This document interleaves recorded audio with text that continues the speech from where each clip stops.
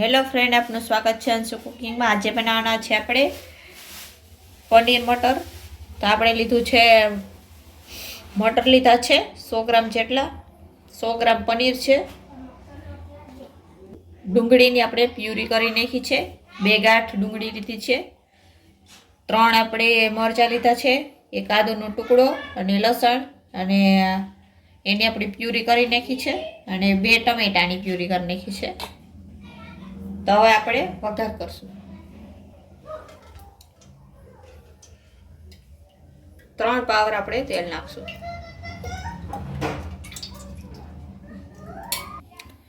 તીખા લવિંગ, બાદિયા, લાલ મિર્ચ અને તજ પાન અને આપણે બધો મસાલો હવે ગરમ થઈ ગયું છે તેલ, તો એમાં નાખશું।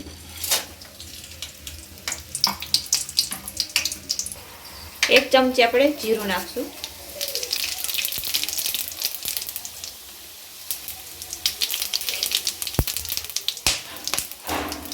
એક ચમચી આપણે હિંગ નાખશું। હવે આપણે ડુંગળીની પ્યુરી નાખશું। એકદમ તેલ ઉપર તળીને આવી જાય ત્યાં સુધી આપણે આને પકવા દઈશું। એકદમ બ્રાઉન થઈ જાય ડુંગળીની પ્યુરી ત્યાં સુધી।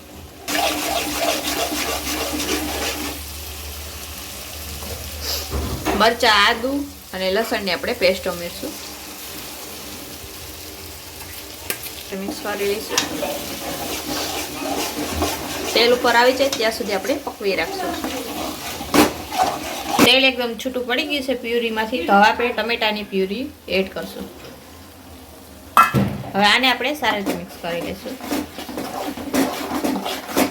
તેલ એકદમ છૂટું પડી ગયું છે બધી ગ્રેવીમાંથી, તો હવે આપણે મસાલા એડ કરશું। તો આપણે પનીરનો મસાલો આપણે પાણીમાં મિક્સ કરી દીધો છે, તો હવે આપણે આની અંદર એડ કરશું। 1 ચમચી આપણે મીઠું નાખશું। 1 ચમચી આપણે ચટણી નાખશું। અડધી ચમચી આપણે હળદર નાખશું। 1 ચમચી આપણે ધાણા જીરું પાવડર નાખશું। મિક્સ કરી દઈશું, સારી રીતે મિક્સ કરી દઈશું।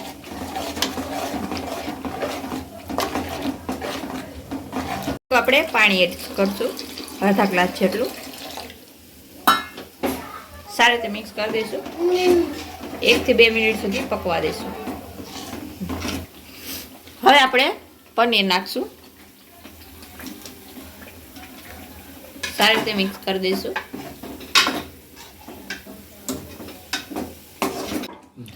હવે આપણે વટાણા એડ કરશું।